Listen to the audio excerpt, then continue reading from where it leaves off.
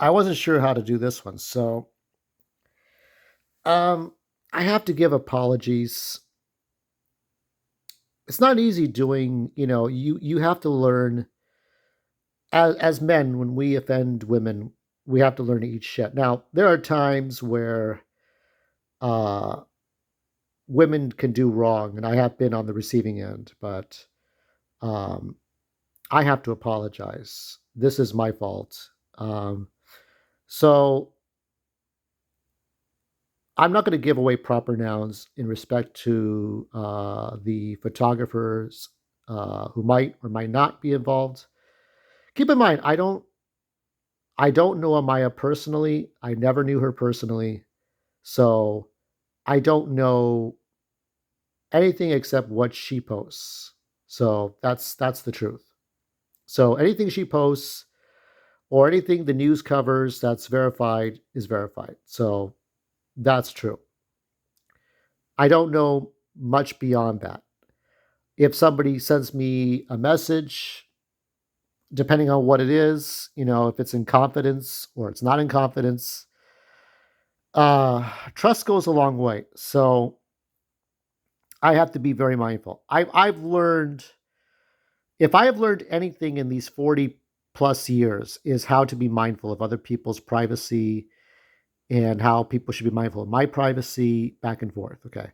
Unless people start firing shots at you at prejudice. It's like snitching on people. You don't. I've told this before. You don't snitch on people who have been good to you. That's how you build trust. If they fire the first shot at prejudice, all that's out the damn window. If they make fools of themselves in public, then defamation such a becomes less of a tightrope and more of a sort of a plank, and then a small sidewalk. It all depends on what people do. So um, Amaya has worked on or is supposedly working on something with the photographer. Now, she might blame herself, but this is my fault for kind of broadcasting it. Okay. So she posted something that suggested she was working in collaboration with a photographer. Um, and I thought it was a theater director, a director like kind of like what is it? Like Shakespeare or Stella Adler, right? Like something like Stella Adler. I'm like, wait, she's gonna do that? But then I looked it up closely. I kind of deduced it was a photographer, and I pointed this out on Facebook and Instagram, and the photographer has since blocked me, so I am blocked from seeing her Instagram. Um, I do have incognito, but that's not the point. Morally, it was wrong for me to make that connection. If Amaya has not confirmed that, um, and the person involved has not confirmed that, then it's not okay. Um, with other examples like Taylor Tupy is like her Amaya's main director for like nature shots. She has shown Amaya's pictures before on her page, and Amaya has given away her Instagram link with exceptions like Chanel or anybody who puts their pictures up. And so those people are fine. But if it's a gray area, then it's not my place to say or do anything. Now, I may have already like pissed her off about this, and I hope I didn't. When a woman is scorned, she will be mad at you probably forever. And I probably have made Amaya mad at me forever. I hope I didn't. I hope that I have tried to fix things, and I'm going to try to fix things here. But I got depressed for a whole day when I realized what I had done wrong, because I had to double check.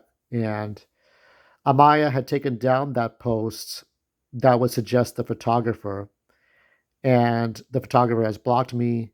So I learned this 2 days later. So I really got depressed, and I almost didn't want to post. This is like Sunday night. It's Monday morning, so technically I'm still going to call it Amiah Sunday and not Amiah Monday.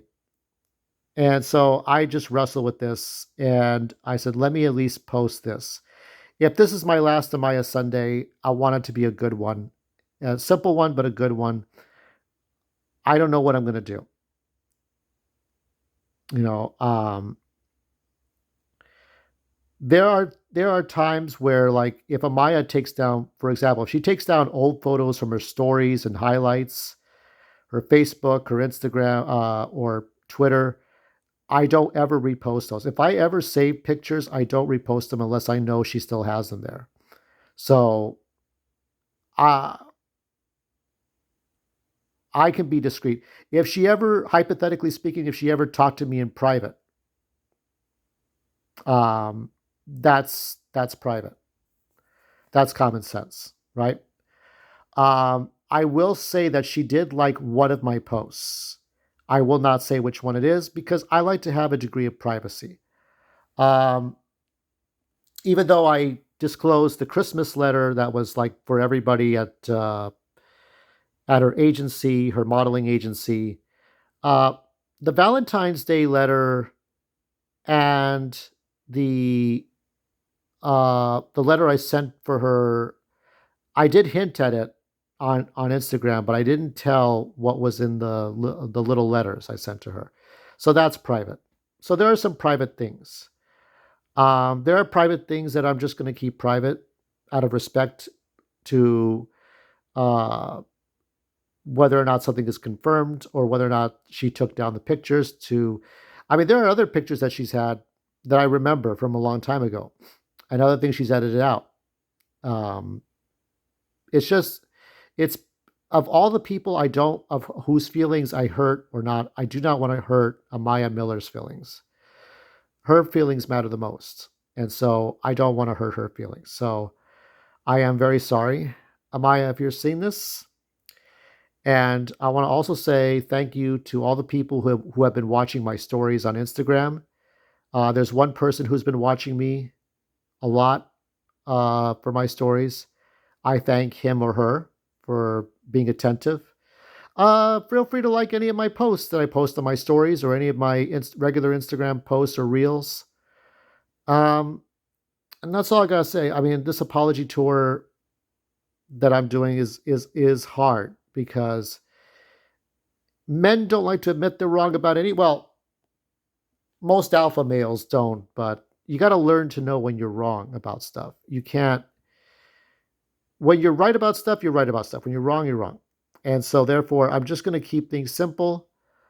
If a post is still up, or if somebody's confirmed and they on their post confirm something, do you know that I actually bought a magazine from Korea because I thought Amaya was going to be in it, and I made the wrong connection. So if it makes you feel better, Amaya, I'm out. I cheated myself out of $70 because I thought you were going to appear in a Korean magazine, um, and that was not the case. Based on a photographer and follow the rabbit hole, and I thought, oh crap. So that's on me. You do appear in Saw magazine, but not the Korean one that I thought you were in. So if it makes you feel better, I cheated myself out of $70. I can prove it. I have the magazine somewhere. Anyway, let's move on to some topics and let's try to have a little fun here, best I can. So we're going to look at this is a GIF. There's a couple of GIFs, but we're going to look at a little bit of Tiff Waterman, the first one, the Q&A from 2020. We'll look at a little bit. We'll reflect on the topic, and then we'll do a couple of other things, and then I'll be it. All right, let's do that. Good afternoon and welcome. Hey, look who's early. Amaya is early. She is the early bird. And co-head of TIFF, and I'm so glad to see all of you here. How was the experience for you working with David and also working with your co-star Lonnie? Well, David is so incredible in every way, and I've learned so much from him that I'm going to take with me for the rest of my life. I remember one of the first scenes that I did, I could not believe how it was his very first time directing. It felt like I was working with a seasoned pro. But yeah, he's so amazing and brilliant and just an all-around lovely person that I feel so fortunate to have gotten to know and to work with. And I'm so blessed that he chose me and Lonnie. And I'm so blessed. Yeah, now I see because I have this GIF, and I think it's a GIF from Twitter, but I think yeah, now I know where this comes from. Okay, just taking a note here. Lonnie, he's so talented and he's like a little brother to me now. I talked about this yesterday, but right after I saw the movie for the first time, I had to text him and tell him how great he was. And I'm just so proud of him and everyone else in this film. You guys are like my family now, so it's cool to see it all come together and come to life.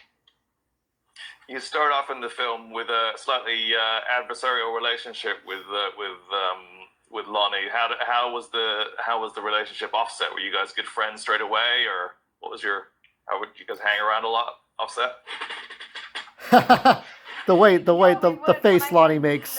In the chemistry read, we just immediately had a bond, and still, he means so much to me, and he's literally like my little brother now. I'm not exaggerating at all. And I hope that I can work with him again in the future, and I can't wait to see where he goes in life. Thank you. Thank you. And Alfred, coming to you, what it is to have a loving relationship with your children, but also to have these periods where you're trying to navigate as they are growing. He's talking about the character of Joe in a minute. And sometimes getting it wrong, which us changing Amiah's character from being a boy to a girl. And that's because I have a daughter as well. And I want her to be represented in anything and everything I do, especially when it comes to children. I want her to see that she can lead. She can lead a boy through the forest. She can be vulnerable as well. She can have an arc of transformation. She doesn't need to be an addendum or an appendage, but she can be someone who's front and center. I want that represented in the work I do. And so this was a film, Queen of Cartway, I met Rosario sings beautifully in the film. And then the end credit song is actually written by both my eldest son and my wife, and they both sing the song. My son produced the song. So it was very much a family affair. Oh, lovely. Rosario, you were going to ask a question to Amiah, weren't you? Oh, yeah. When watching the film, is that you singing as well, the Waterman song? It was. That was one of my favorite parts. It was very challenging for me because I love to sing, but only to myself. So I definitely went out of my comfort zone, but I love it. I think it added the perfect touch to the film. Mm-hmm. David, I'd also like to ask you about. I myself am not a good singer. I could do characters and different kinds of annoying characters, whichever. I mean, whatever works. But I can't do singing. Never was good at it. Never felt the energy to sing. Now I was thinking about what Amiah said about how Lonnie's kind of like her little brother. There was sort of one post she made, which was kind of mean-spirited, that seemed, but that was a long time ago. I don't have that post, and I didn't like the post, but oh well. I've been a mean-spirited piece of shit when I was a kid. So anyway, I'll talk about my family a little bit after I do this. So, but I do remember like Jax is her little brother because Amiah is the middle child, right? Austin is her older brother who's mixed martial arts. And Jax is her little brother. And I did see somewhere on social media that she was so loving and so affectionate to her little brother. I think that's when she was probably in her early teens, probably when she was starting out. I don't know if she did the Clementine stuff and then she did Disney when she started out doing the Disney shows. And Jax was like a toddler, and she spent like a little bit of time with him. It was on video, and I thought that was really nice. And here's this is from this is sort of the charity event where she's like for people with disabilities, sort of a marathon for people with disabilities. So she spent time with her brother. So that post was from Facebook, and then this one is from Katie Miller. So mom took pictures of the Kyodai, which is brother and sister, and this is, I think it's, I don't know if it could be a different beach, but it could. I remember they went to Laguna Beach. Her father posted something one time. Uh, yeah, it's. I mean, like for me and my sisters.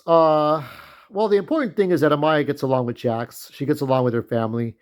My family is not the same thing. Oh no, my sisters were like Cinderella stepsisters.